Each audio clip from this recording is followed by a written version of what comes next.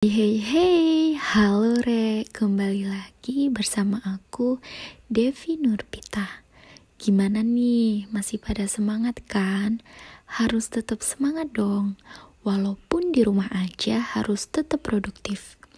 Dan untuk yang beraktivitas di luar rumah, tetap jaga kesehatan dan patuhi protokol kesehatan. Nah, di episode kali ini aku mau membahas tentang terpaksa dan kasihan. Dua kata ini yang terkadang sulit untuk kita bedakan kalau bicara soal hati sih. Pernah gak sih kalian ngerasain momen itu? Dulu sih aku pernah.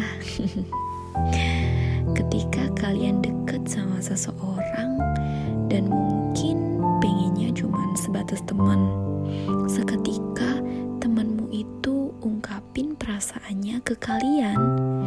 Gimana ya? Terkadang mau nolak gak enak, mau nerima tapi gak ada feel sama sekali. Dan akhirnya kalian beranikan diri untuk membuka hati. Nah, di sini tuh antara terpaksa atau kasihan. Ada juga yang menyebutnya menghargai perasaan orang lain. Banyak kok yang memulai hubungannya dimulai dari rasa yang biasa aja, kemudian baru timbulnya rasa sayang dan nyaman. Tapi gak semua hubungan semulus jalan tol. Kayak pengalaman dari temenku. Sebenarnya dia pengen cerita langsung ke kita semua, tapi karena ada suatu hal, jadi gak memungkinkan untuk bercerita. So, izinkan aku untuk menceritakan pengalamannya. Temanku ini orangnya cuek dan gak mau ribet banget. Apalagi kalau kenal atau deket sama cowok. Yang ribet, buang-buang jauh itu. Dia emang anaknya suka bergaul, tapi sama orang-orang yang gak ribet. Kalau menurutku, kadar keribetan dan karakter orang kan beda-beda. Apalagi pandangan orang lain. Terkadang yang menurutku ribet, menurut orang lain itu enggak. So intinya semua orang itu punya kapasitas masing-masing. Lanjut, dia sempet deket dan mau membuka hatinya sama seseorang. Karena sebenarnya dia tuh pengen banget ngerasain namanya pacaran. Karena selama kurang lebih 20 tahun belum ngerasain. Jadi pengen aja gitu, bilangnya sih. Tapi semakin dia deket, semakin ilfeel sama tuh cowok. Karena selama ini kan hidupnya bebas, tanpa larangan. Sekarang ada yang tiba-tiba ngelarang dan ngatur. Mereka nih udah PDKT mungkin sekitar 5 bulanan. Wow, cukup lama ya. Dan akhirnya si cowok nih memberanikan diri untuk ngungkapin perasaannya setelah sekian lama. Dan ngajak jadian. Nah, temenku nih selama 5 bulan ini perasaannya tuh kayak masih biasa aja. Padahal mereka juga udah sering jalan atau makan bareng. Tapi gak membuat temanku merasa ada perasaan yang lebih. Temanku nih mikir, kan mereka PDKT udah lama. Terus kalau ditolak kesannya kayak PHP-in gitu. Dan kasihan, tapi kalau diterima kayak terpaksa banget.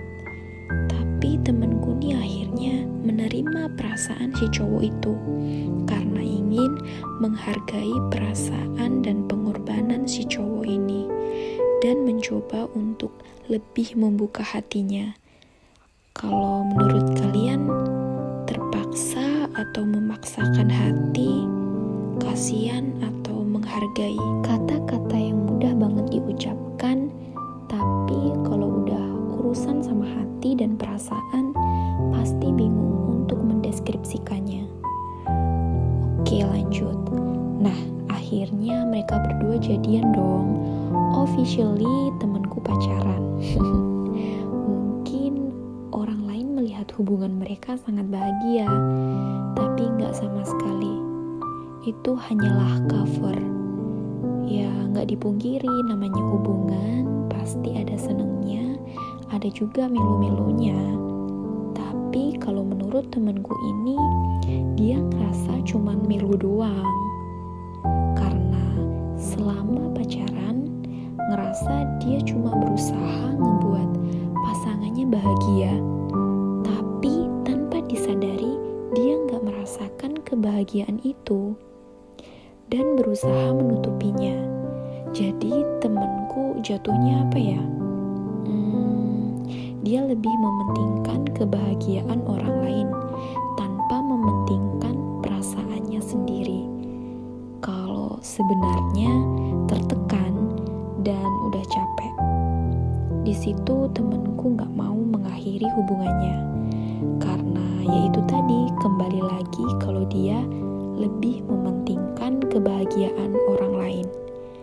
Sebenarnya apa sih tujuan pacaran? Kan untuk bahagia satu sama lain kan?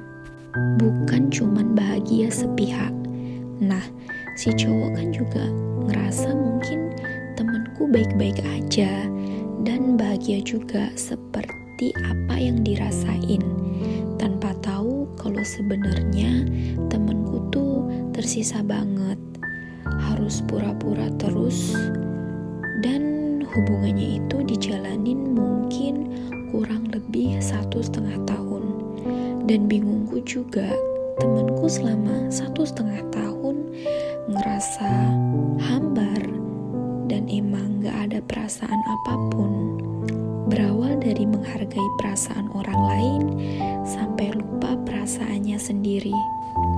Menghargai perasaan orang lain memang perlu, tapi kalian juga harus menghargai dan mencintai diri kalian dan perasaan kalian masing-masing. So, itu tadi cerita pengalaman dari temenku.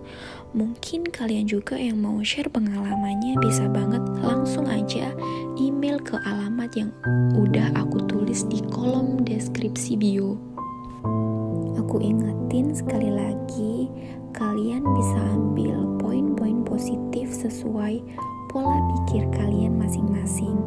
Intinya channel ini untuk kita saling berbagi cerita dan pengalaman. Sekali lagi makasih yang udah dengerin podcast ini sampai selesai. See you and bye-bye semuanya.